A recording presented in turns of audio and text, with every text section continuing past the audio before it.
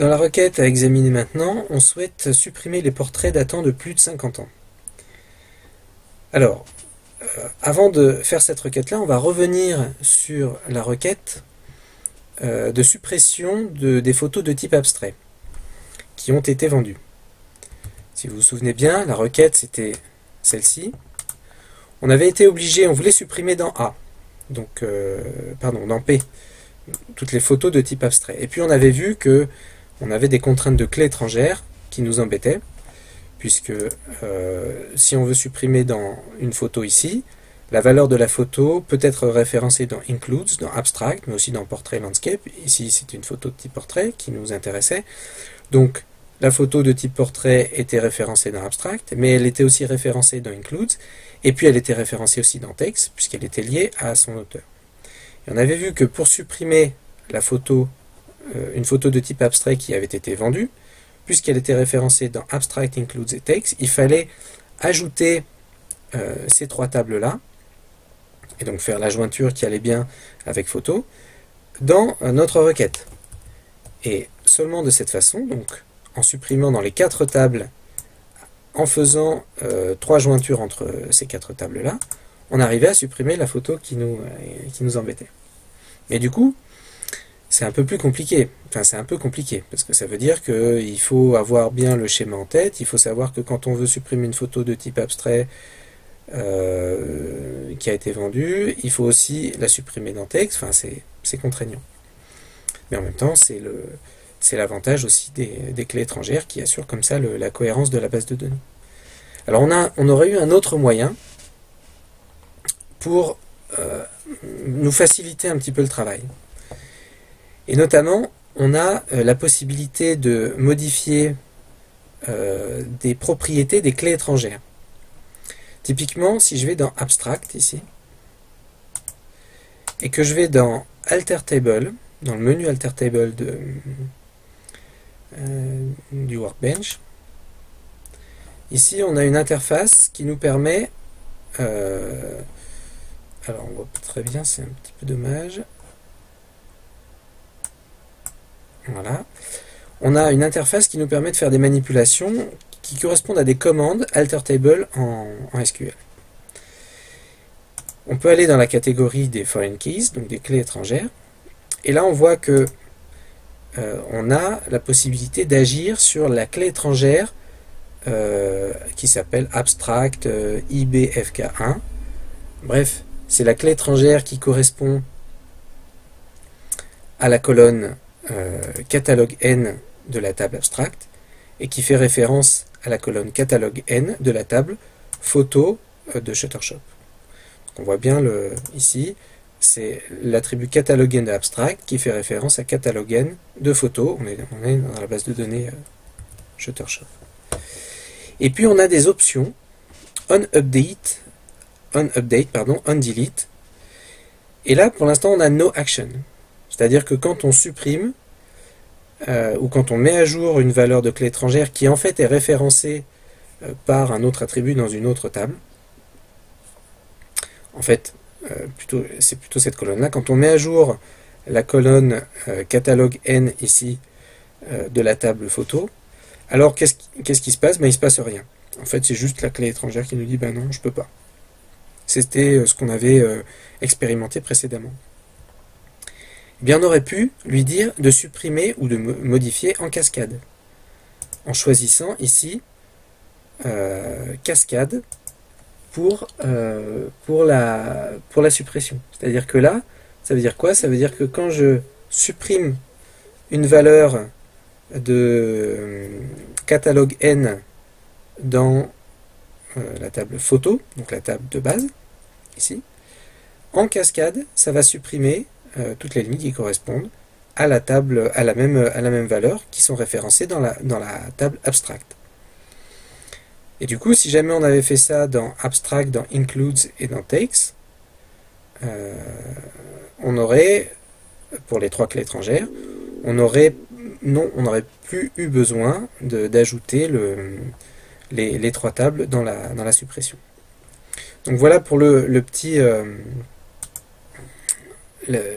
petite modification dans la gestion des clés étrangères par rapport aux suppressions.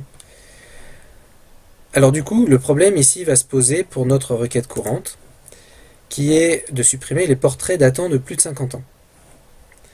Alors, revenons à notre schéma. Les portraits datant de plus de 50 ans. La date d'un portrait, elle se trouve dans Takes. Donc si on veut supprimer des portraits, on veut supprimer des photos. D'accord ? On veut supprimer des lignes ici de la table photo, mais aussi des lignes de la table portrait. Mais en même temps, on va vouloir supprimer, comme précédemment, des lignes de la table Takes, parce que chaque portrait a été pris par un auteur. Et puis en plus, c'est ça qui va nous permettre de faire la vérification avec la date. Donc ici, on a une clé étrangère. Donc il va falloir en cascade supprimer, si on supprime la photo ici, en cascade la supprimer dans Takes. Et en cascade, la supprimer aussi dans Portrait. Mais on a aussi la table Models qui fait référence, où on a catalogue N ici, qui fait référence à catalogue N de portrait, qui lui-même fait référence à catalogue N de photos. Donc il faudra aussi supprimer en cascade la photo de la table Models. Donc soit on fait comme précédemment, on ajoute toutes les tables dans la requête de suppression et ça marche, soit on dit qu'on ne va pas le faire à chaque fois, ça, mais on va simplement configurer la clé étrangère catalogue N de Models, la clé étrangère catalogue N de Portrait et la clé étrangère catalogue N de Takes pour que les modifications soient effectuées en cascade. C'est-à-dire que si je supprime une photo, en cascade, je supprime la ligne dans Takes, la ligne dans Portrait et la ligne dans Models qui correspondent. Donc, effectuons ces manipulations-là. Donc, dans Models, il faut que je modifie la clé étrangère reliée à catalogue N. Donc on va dans Models, on fait Alter Table, on va dans Foreign Keys, et alors la clé étrangère reliée à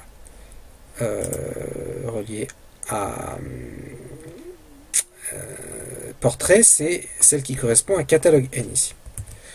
Donc on a deux clés étrangères, on en a une qui correspond à catalogue N, et une autre qui correspond à Date of Birth et Name. En fait, ça correspond à la clé étrangère par rapport à l'autre table, à la table modèle. Donc c'est pas celle-là qui nous intéresse. Donc c'est bien la première. Donc pour cette clé étrangère-là, sur la suppression, on va mettre cascade. On va mettre apply. Là, l'avantage du workbench, c'est qu'il nous montre la commande SQL que l'on aurait dû taper si on l'avait fait entièrement en SQL. Donc c'est une commande alter table. Ici, on précise quelle table on veut modifier, donc la table models. Qu'est-ce qu'on fait d'abord? On supprime la clé étrangère correspondante, puis on fait à nouveau un alter table sur cette même table où on ajoute une contrainte de clé étrangère, donc avec le même nom, puisqu'on vient de la supprimer. On précise quelle est cette clé étrangère, donc on dit que c'est catalogue N qui est un attribut clé étrangère qui fait référence à l'attribut catalogue N de la table portrait, et on ajoute les options qui vont bien, c'est-à-dire cascade pour la suppression. Donc on delete, cascade. Qu'est-ce qui se passe quand je fais une suppression? Je fais une suppression en cascade. On aurait pu aussi modifier la modification, mais là on laisse la modification telle qu'elle était avant, c'est-à-dire on ne fait rien de particulier. Donc on applique la clé étrangère et l'impossibilité de modifier. On applique cette contrainte-là. Ok, tout s'est bien passé. Et maintenant on va faire la même chose du coup pour la table portrait et la table takes. Donc table portrait, alter table, et c'est là où quand même l'interface du workbench est vraiment très intéressante. Elle nous permet d'éviter de mémoriser un certain nombre de commandes compliquées et puis en SQL, et puis d'éviter des erreurs de syntaxe. Donc onUpdate cascade, j'applique. Pareil, j'ai la requête en SQL. Ok. Et je vais faire aussi la même chose sur takes. Alter table. Donc foreign keys. Là, j'ai mon catalogue N et là, j'ai date of birth. Donc c'est vraiment celle-là, catalogue N, que je veux supprimer. Et ondelete, pardon. cascade, j'applique, et OK. Voilà. Donc là, on a changé le comportement par défaut de cette clé étrangère-là, par rapport à cet attribut-là, de cette clé étrangère-là par rapport à cet attribut-là, et de cette clé étrangère-là par rapport à cet attribut-là. Du coup, on doit pouvoir faire une suppression dans photo, sans lui dire précisément de supprimer aussi dans texte, portrait et modèle. Alors on va d'abord créer notre requête dans le Workbench, correspond à un éditeur. Du coup, on doit supprimer les portraits qui ont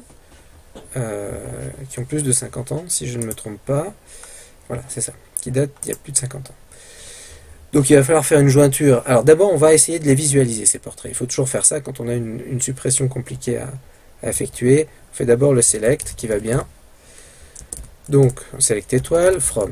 Donc on a la table photo. Toujours, on met des alias, ça sera plus rapide. On a besoin de la table texte, puis on a besoin de la table portrait et modèle, models. Portrait, celle-là on va l'appeler PO parce que P est déjà pris par photo. D'ailleurs photo on peut l'appeler PH du coup. Et la table models, on va l'appeler M. Alors du coup là il faut faire la jointure, donc ph.catalogen égale t.catalogen, on va mettre ça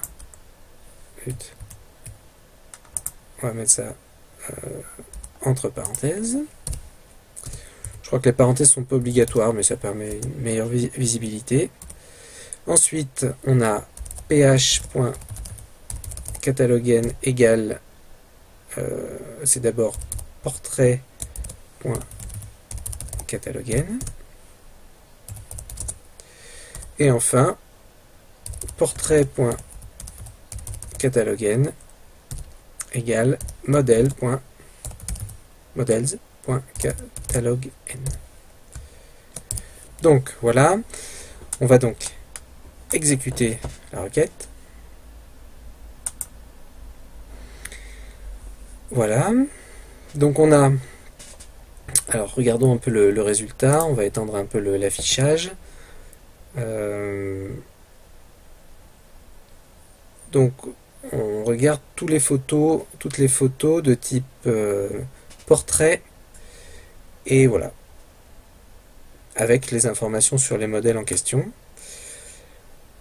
Et du coup, les informations de la table takes sont ici, et celle qui nous intéresse, c'est day taken. Ici, il faudrait ne garder que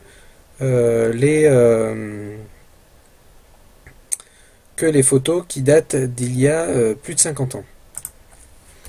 Alors les photos qui datent d'il y a plus de 50 ans, donc ça va être une condition supplémentaire, condition de sélection, donc il va falloir que takes.dtaken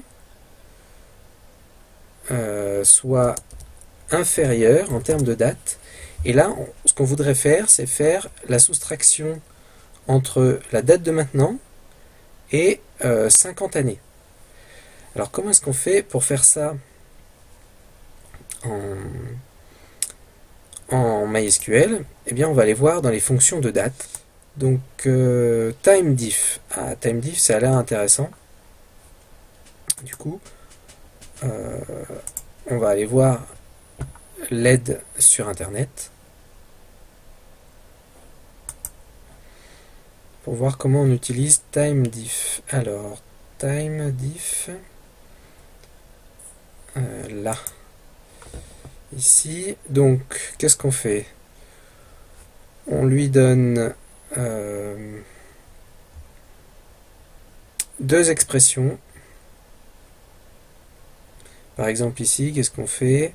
On lui donne une première date, c'est un timestamp, donc avec la date et l'heure, et un deuxième, et il nous ramène la différence. Alors nous, ce qu'on voudrait, ça serait plutôt enlever un certain nombre d'années. Donc c'est peut-être pas tout à fait celle-là qui va nous aider. Alors on va revenir à la liste. On a date sub, peut-être bien. Ah voilà, date sub. C'est celui-là qu'on va chercher. Une date, le mot-clé intervalle, l'expression, ici ça sera 50, et l'année ça sera year. Donc on va utiliser date sub avec la date.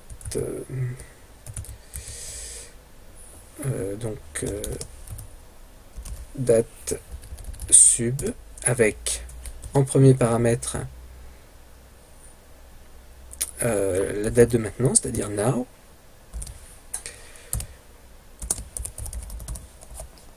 avec le mot-clé intervalle, si je ne me trompe pas, voilà, virgule intervalle, l'expression et l'unité, donc intervalle 50, et ici l'unité c'est year. On peut peut-être même tester cette requête là à part, juste pour voir si ça marche. Select now, oui, select même l'expression complète, pour voir si elle marche. Hop, comme ceci. Alors, voilà, donc là, on vérifie que c'est bien la bonne date, c'était bien le 22 octobre 1968. Donc, notre expression est OK. On peut donc l'utiliser avec notre requête. On exécute notre requête et on n'a plus qu'un certain nombre de photos. Alors, ici, il y en a 7. Si jamais je coupe la requête et que je réexécute celle d'avant, on en avait 8. Donc il y avait une photo qui était, si on les classe, si on les classe ici, effectivement, il n'y en a qu'une seule qui est supérieure à 1968, donc qui est celle-là. Donc effectivement, des photos qui sont antérieures, qui datent d'il y a plus de 50 ans, il y en a 7. Et c'est bien celle qu'on a trouvée précédemment. Donc là, on a réussi à afficher vraiment les photos qu'on souhaite, qui nous intéressent. Du coup, maintenant, ce qu'on veut, c'est les supprimer. Pour les supprimer, ça va être assez simple. Comme on avait vu précédemment, on va transformer le select en un delete. Et là, je veux supprimer de la table photo. Donc je mets PH. Et normalement, si nos réglages se sont bien passés, si les réglages des clés étrangères se sont bien passés, alors on va pouvoir supprimer sans avoir besoin d'ajouter de commandes de suppression dans Text, dans Portrait, dans Models. On va avoir besoin de rien du tout. Normalement, ça devrait fonctionner comme ceci. Alors exécutons la requête. Et ça ne marche pas. Alors pourquoi? Il y a une contrainte de clé étrangère, manifestement, qu'on n'a pas prise en compte, qui est dans Includes. Alors pourquoi dans Includes?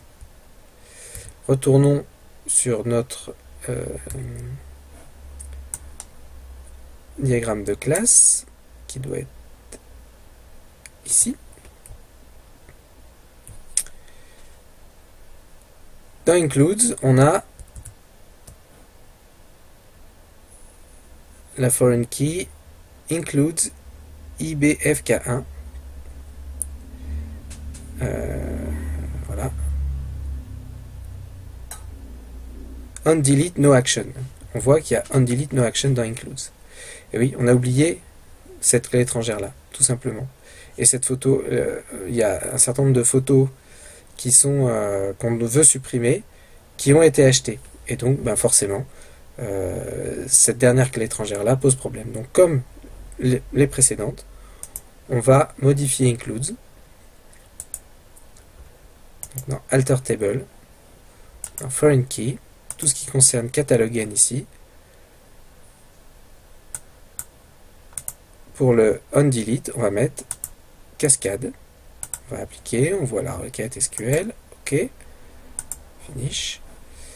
Et si on revient à notre requête ici, au moins cette erreur-là ne doit plus apparaître. Alors testons. Ça y est, ça a bien été effectué. On a bien 6 photos qui ont été supprimées. Si jamais je réexécute cette requête-là d'affichage, je ne dois plus avoir que la photo qui a été prise en 1975. Toutes les autres, a priori, auront été supprimées. Alors testons. Alors là, on n'a carrément plus rien du tout. Oui, parce que j'ai intégré dans ma requête la date. Donc si jamais je réexécute cette requête-là, donc je n'ai bien, voilà, plus que la photo de 1975 qui reste, qui est une photo portrait, une des photos de type portrait, mais qui n'est pas antérieure à 1968, donc qui est plus récente. Voilà comment on peut faire pour prendre en compte des requêtes multiples et ne pas, comment dire, et en fait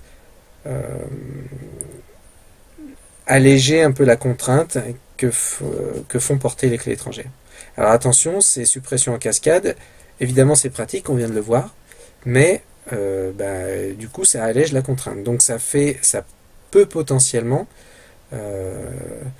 induire plein de suppressions dans la base de données, si votre base de données est un peu grande et si vous avez des cascades partout. Des suppressions en cascade partout. Donc il faut faire un petit peu attention.